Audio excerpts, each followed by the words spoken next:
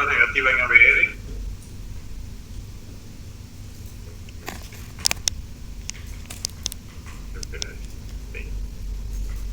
Entonces, es importante que nosotros cuando veamos un electro tengamos presente de que ABR es una derivación que nos permite orientarse en la interpretación del electro.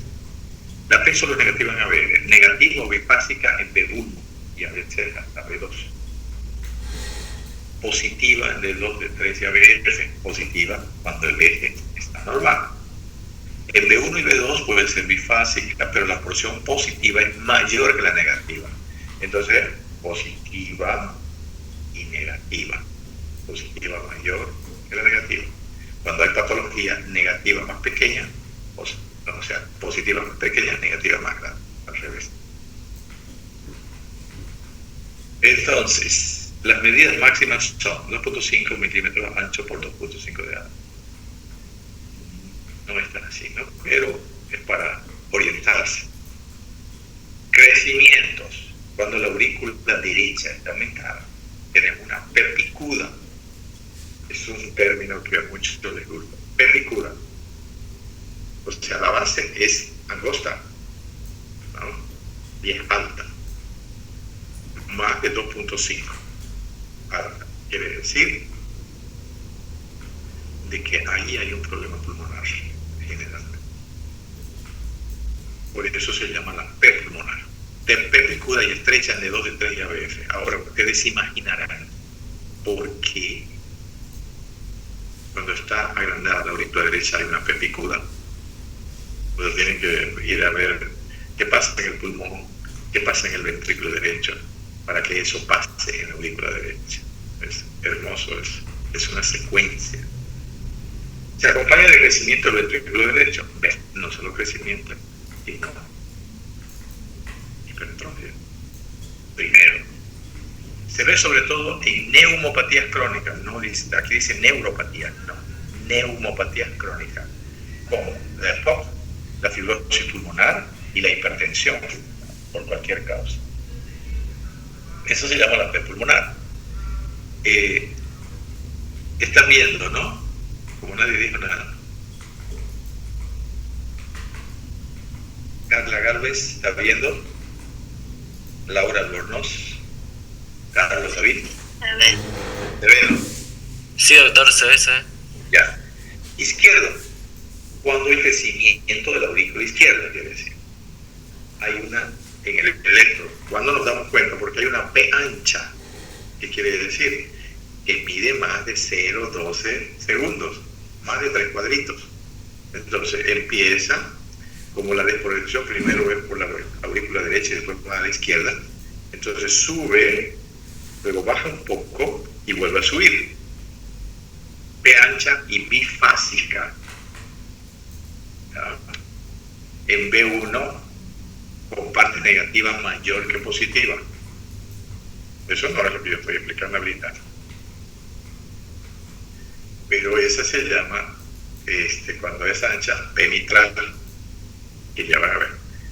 Aquí solamente está hablando de cómo es ancha y bifásica en B1, pero no está hablando cómo se ve en D2. En D2 se ve ancha y bimodal. Bimodal en lomo de camello, se recuerda. En cambio, en B1 es bifásica. La parte ancha es más pequeña y la parte negativa, la parte positiva es más pequeña y la parte negativa es mayor, al revés de lo que es normalmente.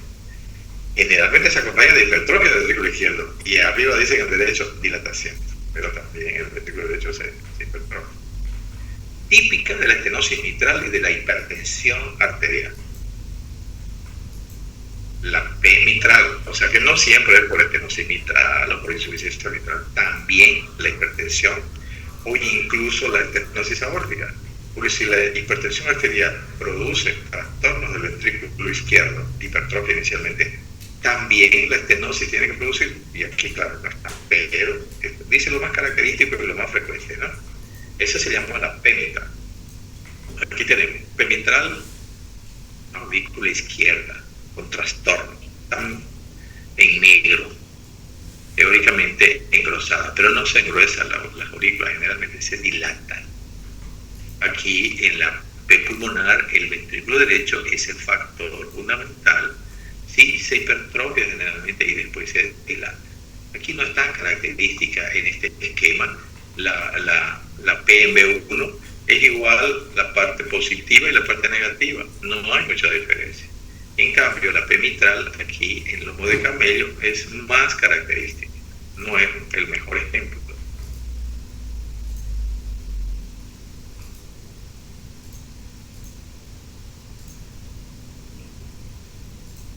Morfología de la regularización en el LSTT, algunas circunstancias, algunos tipos, bloqueos. Tenemos que terminar ahora el electro. Bloqueos de rama.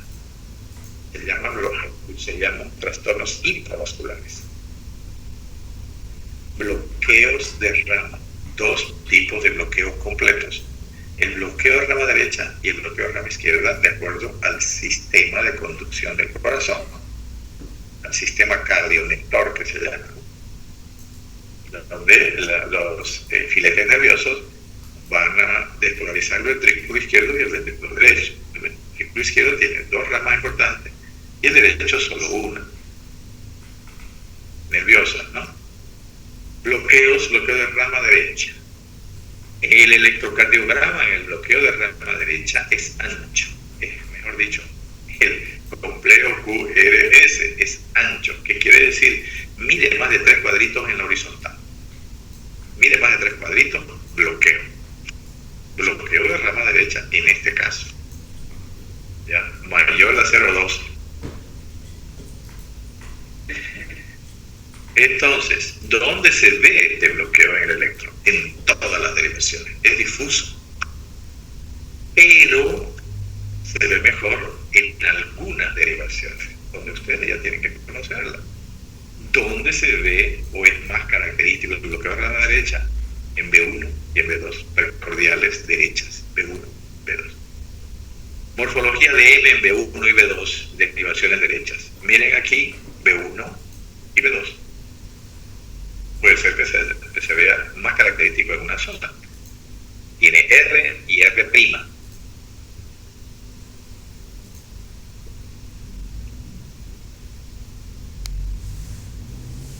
Con una S, ¿no? Porque desciende más acá.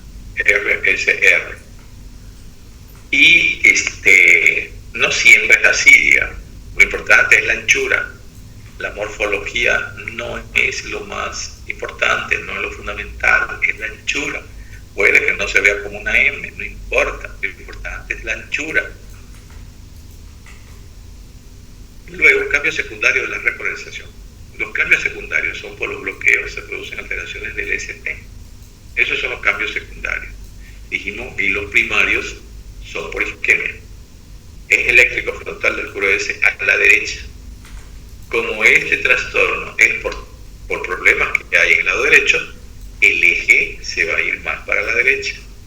Por lo siguiente, de uno, fíjense, es negativa y generalmente debería ser positiva si estuviera el eje en el lado izquierdo. ABR es isodifásica. ABF es más positiva porque el eje está a la derecha. Y en D3, fíjense, es bien positiva porque el eje está hacia la derecha. De 90 grados está hacia la derecha, 120 digamos. Pero si está isodifásica en ABR, entonces el eje, ¿dónde está? ¿Cuál es la perpendicular a ABR? D3. Entonces más 120 grados derecho.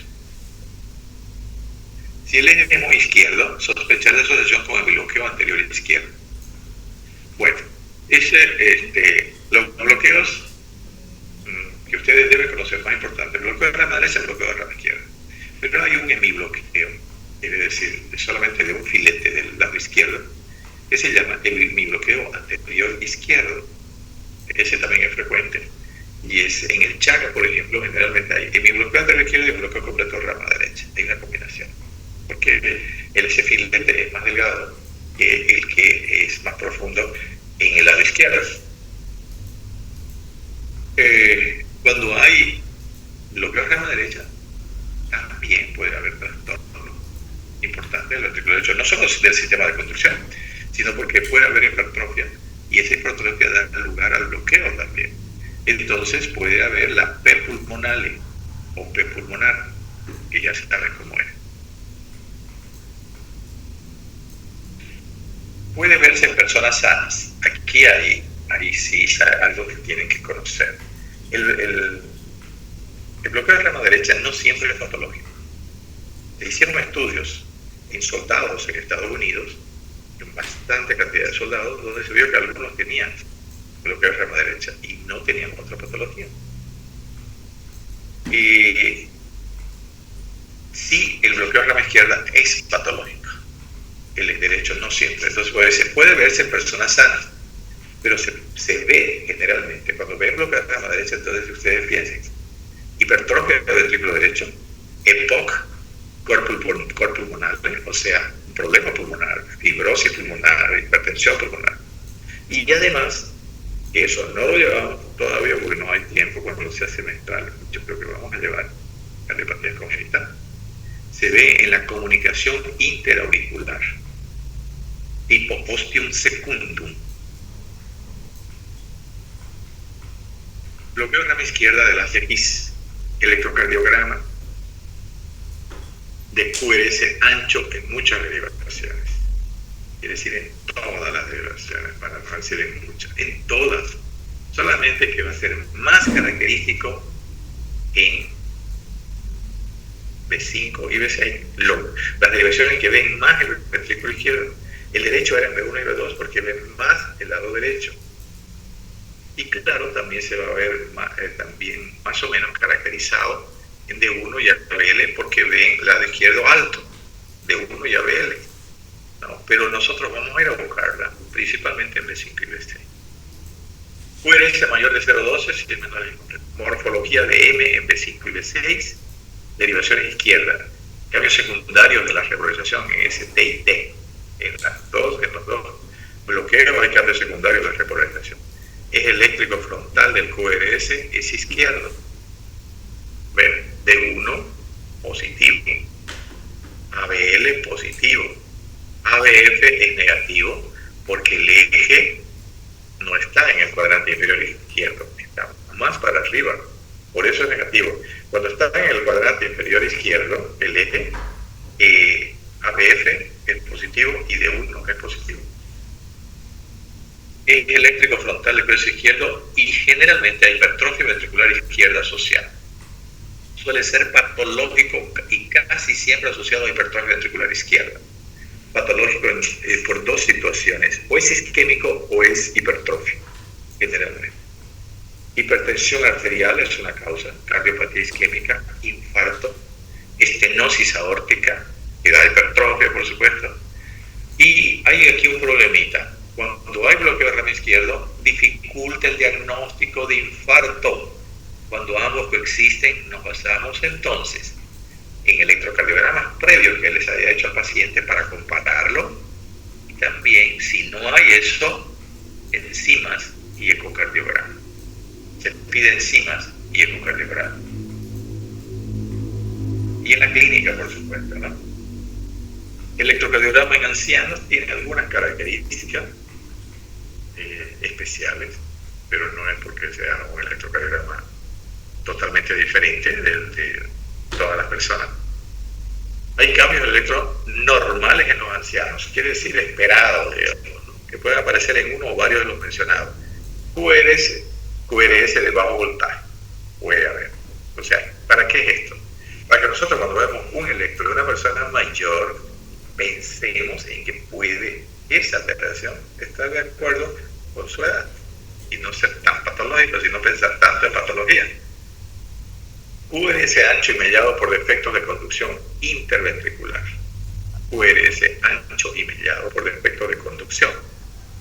Crecimiento pobre de las RS en precordiales. Normalmente la R en precordiales va aumentando y la S va disminuyendo, así como subiendo. R aumenta, S disminuye, como ascendiendo en una escalera. Entonces, crecimiento pobre de las RS quiere decir de que aparece en B1 y más allácito, va aumentando un poquito, aumenta otro poquito y no sube como debería subir.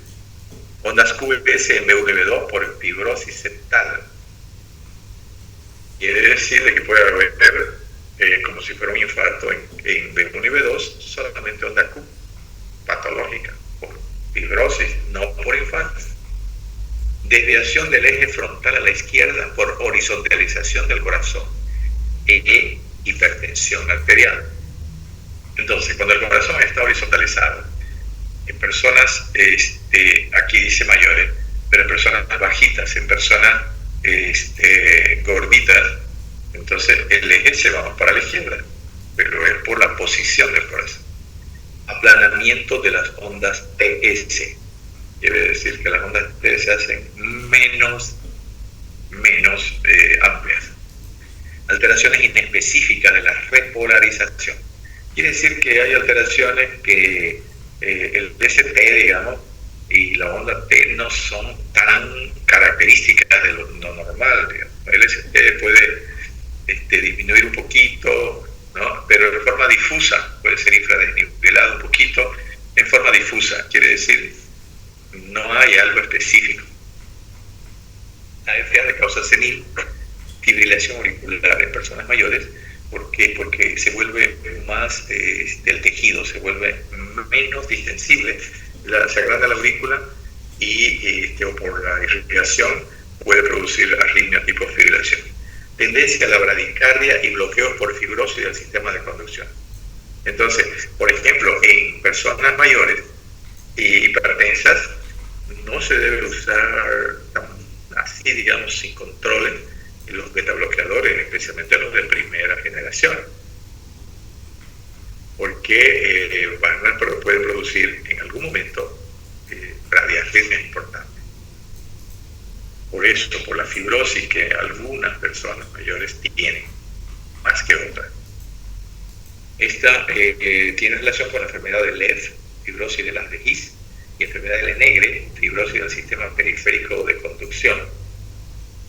También estos bloqueos son debidos a calcificación senil de los anillos valvulares aórtico y mitral. Generalmente las válvulas también se vuelven fibróticas y pueden ocasionar bloqueos. Y puede haber PL largo también, ¿no? El sistema de conducción se vuelve más lento. Bueno, vamos a hablar de arritmias. Una mirada rápida a arritmias. Ustedes, es importante que hagan la diferencia entre arritmias supraventriculares y ventriculares de acuerdo a esa clasificación solamente. Supraventriculares por encima del nódulo auriculoventricular y ventriculares por debajo. Tienen características, por eso cuando vean una arritmia ustedes van a poder interpretar supraventricular o ventricular. Eso básicamente. La supraventricular, una de sus características es que primero que es un latido prematuro, viene antes del tiempo que debería venir. Eso es arritmia. Si es después de que debería venir se llama escape, pero ustedes van a aprender por lo menos arritmia obligatoria. Lo demás ya es más complicadito. Entonces, el que lo quiera aprender, por supuesto, tiene todo el derecho y de leer más y tener más conocimiento, pero digo yo lo obligatorio. Entonces, el transistor supraventriculares van a ser de una morfología parecida al complejo normal. Quiere decir, no van a ser anchas y van a tener la misma amplitud casi, porque van a ser casi de la misma zona. En cambio, con las ventriculares pueden haber diferencias más importantes. Bueno, las extrasístoles ventriculares Las extrasístoles ventriculares o contracciones prematuras ventriculares son latidos prematuros con QRS ancho. Entonces, ¿cuál es la diferencia de lo que dije? Las extrasístoles ventriculares son totalmente diferentes al latido normal en amplitud y en anchura. Entonces, por eso se las reconoce. Aunque hay extrasístoles supraventriculares que parecen ventriculares, que se llaman extrasístoles supraventriculares con conducción aberrante, y a veces hay latidos de fusión y todo eso, pero por lo menos lo que ustedes deben saber hace la diferencia entre supra y ventricular. Entonces son latidos prematuros con QRS ancho, las ventriculares. Se clasifican por morfología de bloqueo de rama derecha o bloqueo de rama izquierda. O sea, a veces son del lado derecho, a veces son del lado izquierdo. Mayores, o sea, si tienen características de bloqueo de rama izquierda, entonces ustedes van a ver como si fuera un bloqueo de rama izquierda nomás, y es una extrasístole. Mayores de 0,14 segundos o menores, si son extrasístoles, son anchas, entonces más de 0,2. Solo foco, en un electro por lo menos, porque digo otra cosa que hay que tener en cuenta. No se puede clasificar las extrasístoles si no se hace un electrocardiograma, o que sea por lo menos un monitor que se vea la extrasístole. Pero es en el electro lo ideal para determinar si es una extrasístole supra o ventricular. Entonces, no se puede escuchando el corazón decir, es una extrasístole supra. Lo más probable es que sea porque realmente es más frecuente. Pero para determinar realmente tiene que haber un electro, tiene que hacerse un electro. Entonces, monomorfas quiere decir que salen del mismo foco. Usted tiene en su electro unas 3 o 4 o 5 extrasístoles y todas tienen una morfología parecida. Eso, claro, se va a ver mejor si hace un D2 largo o un B1 largo, y en esta derivación aparecen varias extrasístoles y todas son parecidas del mismo foco. Pero a veces hay en una sola derivación dos extrasístoles, una de una forma y otra de otra forma. Entonces, ya no es un solo foco, son dos colores. Monomorfas o polimorfas, también se llaman monotópicas o politópicas. Polimorfas quiere decir que son de diferentes formas, en el sentido de que van a ser de diferentes regiones de los ventrículos, por consiguiente su imagen va a ser diferente en el electro. Aquí, por ejemplo, en esta imagen tenemos esta extrasístole que es positiva, digamos, con T negativa, y esta que es negativa con T positiva, y es en la misma derivación, porque fíjense, este es el complejo normal. Hay 3 tipos de extrasístoles. En cambio, esta es igual del mismo foco. Esta es de 3 focos. Además, bigeminadas pueden ser cuando se produce un latido normal, una extrasístole, un latido normal, una extrasístole. Bigeminadas, 2 latidos normales, una extrasístole. Variadas cuando son 2 seguidas, como en este caso. 2 seguidas son variadas. Y en tripletes vienen 3 seguidas. Más de 4, o taquicardia ventricular, se llama. Más de 4 ya es taquicardia ventricular. Aunque pare, ya se considera taquicardia ventricular. ¿Cuándo? ¿En qué casos se produce? En un QT largo, uso de digital, cuando hay hipopotacemias importantes, cuando se usan antidepresivos tricíclicos, el uso de fenotiacinas, y cuando se usan antiarrítmicos de grupo 1. Eso es algo que no tendría lógica. Si se usan antiarrítmicos y producen arritmia, es que a veces sí producen eso, tienen un efecto proarrítmico. Bueno, la interpolada sin pausa compensadora. Quiere decir, mira, aquí hay una extrasístole y tiene toda esta pausa que es mayor a la que se crea al intervalo, al espacio que hay entre 2 latidos normales. Eso se llama pausa compensadora.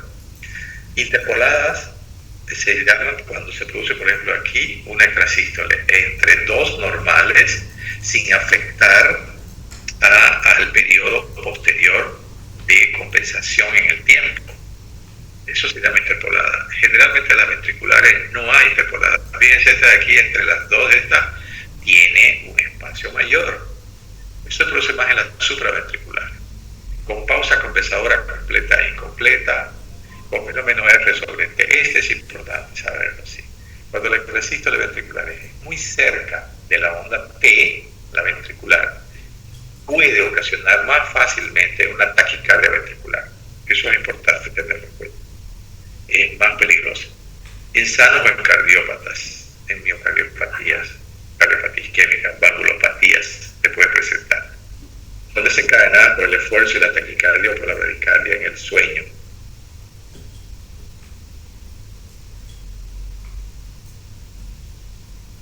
Cuando hay bradicardia hay tendencia a que haya intrasístole como una compensación del corazón para que aumente la frecuencia cardíaca, pero no se da en todo el caso. Ustedes saben entonces que no hemos visto todavía Holter, es para diagnóstico de las arritmias, ¿no?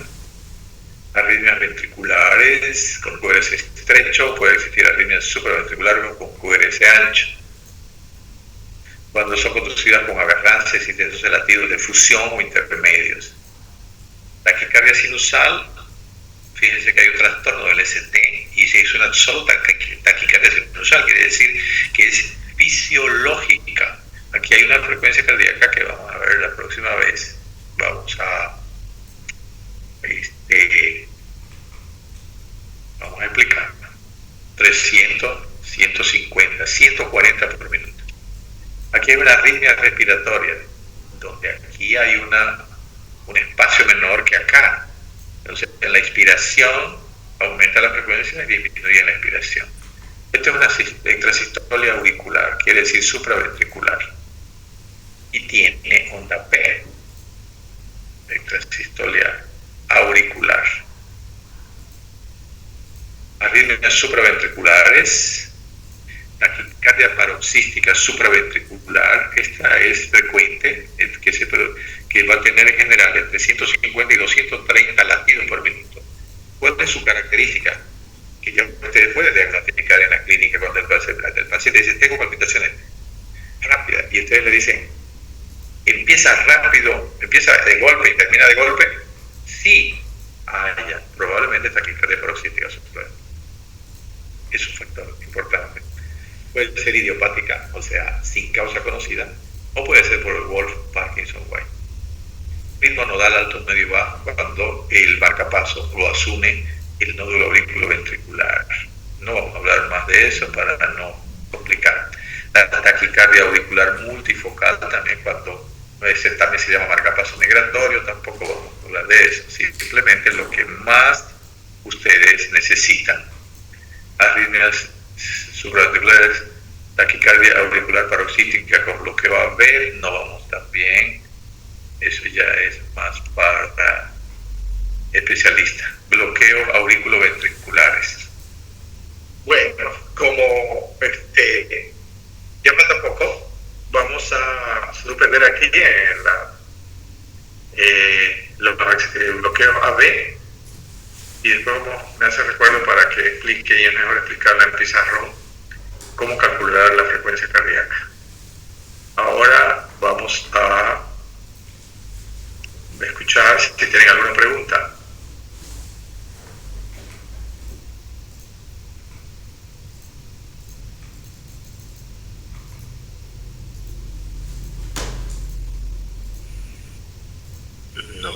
Sí, doctor, si acaso se pudiera identificar algunas enfermedades con la QRS.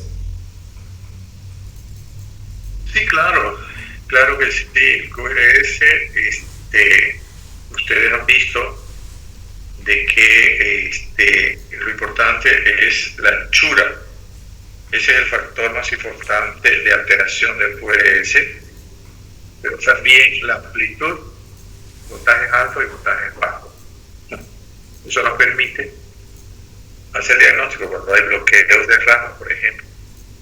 Hacer diagnóstico de una patología, no tanto en el bloqueo de rama derecha, porque hay personas que sí patología pueden tener bloqueo de rama derecha. En el bloqueograma izquierda sí. Yo tuve un paciente, colega docente, que cuando lo vi, tuvo un electro con alteraciones importantes y bloqueo de rama izquierda. Y lo mediqué con beta bloqueador. Y mejoró, pero no tenía otros síntomas. Entonces, y después, y era un electro realmente, digamos, bastante preocupante, ¿no? Pero después yo le hice otro electro y quedó bien. Entonces probablemente en ese momento el corazón estaba con alguna isquemia donde la causa era mayor necesidad de oxígeno. Es decir, que la persona estaba, digamos, tensa, estaba con una frecuencia cardíaca más rápida o mayor, la contracción era más fuerte porque estaba, digamos, nerviosa, estaba preocupada. Entonces, pero yo seguí la regla, bloqueo de rama izquierda, igual patología o hipertrofia o isquemia. Y bueno, le indiqué otros exámenes. Muy bien, entonces tienen que leer electro porque en la consulta yo les muestro el electro. Entonces no es para que, eso es para que no se olviden, porque lo que estudian al ver los electros ya hacen la práctica y lo van a recordar, porque el electro es como la matemática, si no se practica se olvida. Y es importante porque es un examen que es fácil de hacer, de obtener, digamos, uno lo pide inmediatamente, se lo pueden hacer y le ayuda a uno a confirmar el diagnóstico clínico. Y igual con la radiografía de tórax, que ya después de que terminemos un electro, que yo creo que vamos a terminar, si hacemos clases, si hace calor, hacemos clase ahora es martes, ya, tenemos jueves, todavía no vamos a hablar de eso. Entonces el jueves yo creo que terminamos electro y vamos a ir inmediatamente a hablar rápido, ojalá que se pueda hacer clase presencial sobre la radiografía del tórax, que ustedes ya también tienen que saberla, pero yo voy a insistir en cuáles son los elementos para interpretar una radiografía desde el punto de vista de la cardiología. Así voy a ir a lo concreto, que es lo que se debe ver, ¿ya? Eso es lo que vamos a hacer. Muy bien, si no hay más preguntas, entonces hasta el jueves.